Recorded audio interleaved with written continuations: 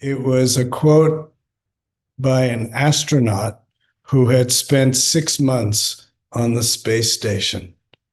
And he said, we all have it wrong.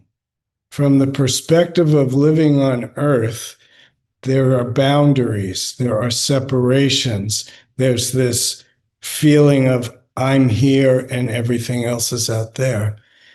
He said, when you're in space looking back at the Earth, there are no boundaries. It's one thing. And in our practice, we might call that the absolute.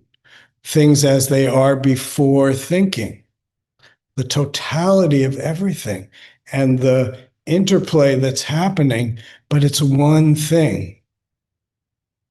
We perceive it as different because when we're close up, we see the boundaries.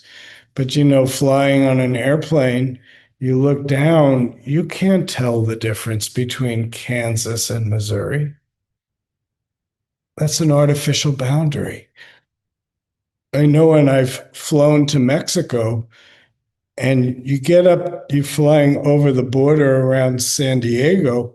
If you look down, the construction is different. On one side of the boundary, there's this kind of construction, and on the other side, there's another. And you can tell the difference.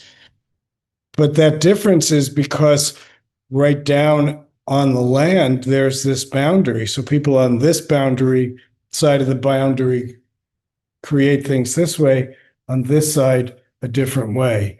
But if you take away the boundary, things would be more one.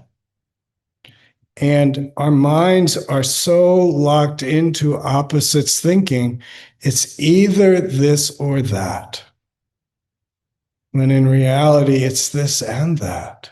Yes, in our world, I live in Oakland.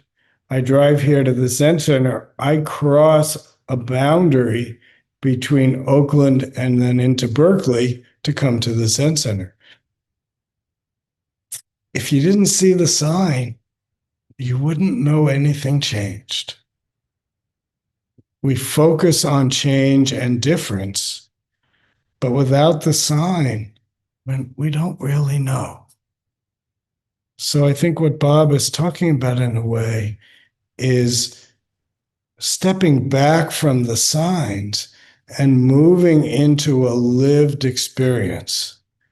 He used that phrase at some point, to be in our body allows us to be in a lived experience.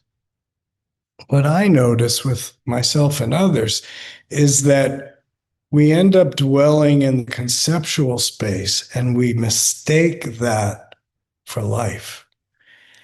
And I know working with people, highlighting that variant and people working with it and living it, when it kind of snaps in that it's not the idea, it's the experience, life can really change. And I've seen people change in really a lot of dimensions.